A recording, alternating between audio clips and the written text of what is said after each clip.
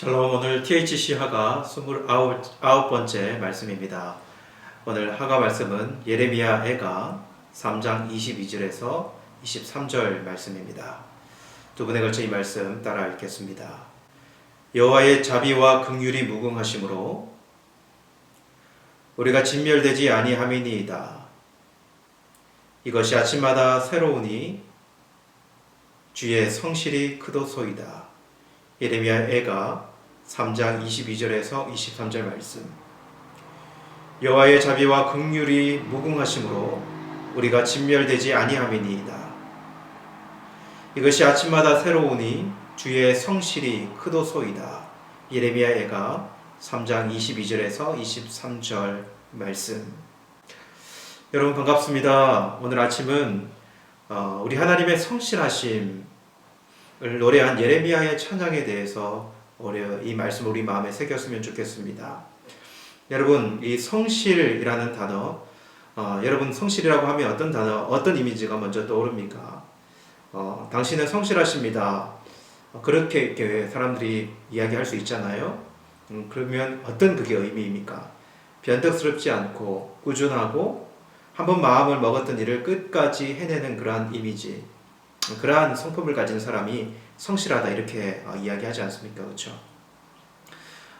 오늘 말씀에 쓰고 있는 우리 하나님의 성품 중에서 하나님의 성실하심도 그런 의미가 참 많이 들어있는 단어입니다. 여러분, 그런데 이 단어는 우리가 제일 많이 쓰는, 우리 신앙생활하면서 제일 많이 쓰는 단어 중에 하나라는 것 알고 계십니까? 오늘 이 성실하심에 해당되는 히브리어 단어 에무나라고 하는 이 단어는요, 명사로 확고함, 믿음, 그 다음에 성실, 신뢰성, 이러한 등의 의미를 가지고 있습니다. 이 단어는 아만이라고 하는 동사에서 나왔거든요.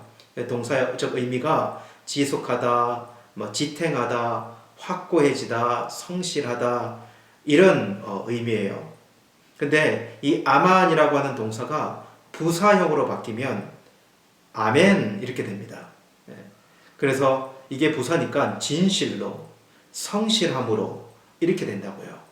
그렇게 우리는 기도할 때마다 무엇을 고백합니까? 마지막에요. 예수님의 이름으로 기도합니다. 아멘. 이것은 하나님의 신실하심, 하나님의 성실하심에 대한 고백이 아니겠습니까? 그죠?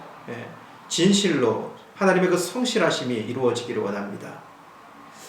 우리는 성실하신 하나님을 매번 그렇게 고백하고 있었던 것입니다. 오늘 예레미야는 그 하나님의 성실하심을 노래합니다. 그러면 그 노래의 내용으로 한번 들어가 봐야 되겠는데요. 하나님의 그 성실하심은 어떠하신 성실하심입니까?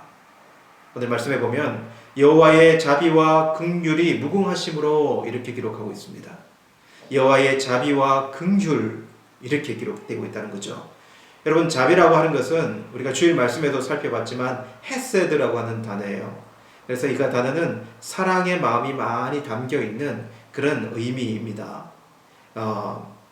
기억하시는 그 언약적인 사랑, 그 언약대로 성실한 사랑을 베푸시는 그 하나님의 성품이 이 헤세드에 들어갑니다.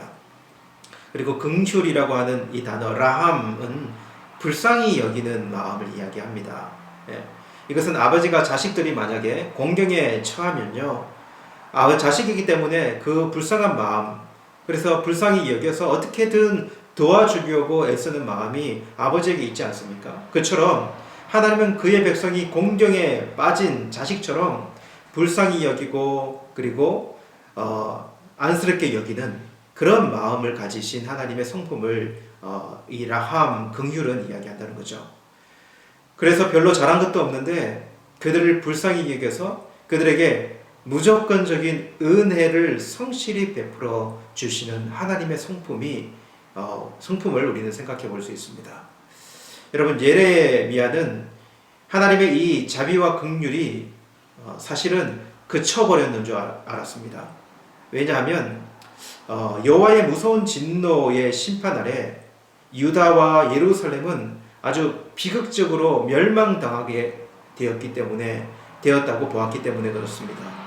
그 과정 속에서 겪는 고통과 재난을 예레미야는 절망에 찬 슬픔으로 절규했고, 그리고 그러한 절망 가운데서도 여호와께서 구원의 긍휼을 베풀어 주실 것을 간절히 호소하며 이렇게 눈물을 흘리며 하나님께 기도했던 이 예레미야를 우리는 생각해 볼 수 있어요.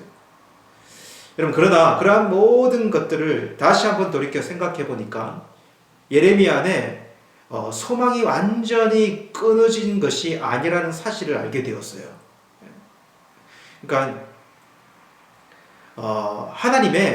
하나님께서 이스라엘 백성들이 버린 것이 아니다, 이런 생각을 했다는 것이죠.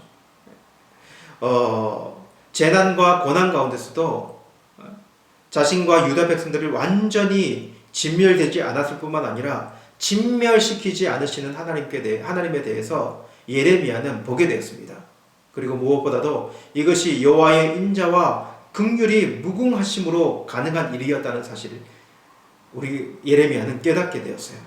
그래서 고통과 낙심 중에서도 선민을 진멸치 아니하시고 회복의 기회를 허락하시는 하나님의 이 소망을 그는 보았던 것입니다.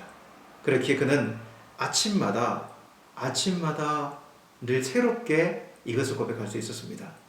변덕스러운 하나님이 아닌 하나님께서 말씀하시고 약속하시고 그 말씀을 신실하게 성취하시는 성실하신 하나님을 아침마다 새롭게 바라볼 수 있었다는 거죠. 여러분, 이 아침에 이 예레미야의 고백을 우리도 하기를 원합니다. 성실하신 하나님은 그의 사랑과 긍휼로 그의 독생자를 보내시기를 작정하시고 그 작정을 이루시고 그 일로 이 땅을 회복하실 것을 약속하시고 그 약속을 성실히 이행하신 하나님께서 지금 우리 이때에도 우리가 당하는 고난과 어려움 중에도 변함없이 성실히 그렇게 행하실 것임을 믿음으로 바라보기를 원합니다. 그리고 우리도 예레미야처럼 노래하기를 원해요. 아침마다 새롭고 늘 새로우니 주의 성실이 금이라 성실하신 주님. 다시 이 말씀 고백하시겠습니다. 여호와의 자비와 긍휼이 무궁하심으로 우리가 진멸되지 아니함이니이다. 이것이 아침마다 새로우니 주의 성실이 크도소이다. 예레미야가 3장 22절에서 23절 말씀.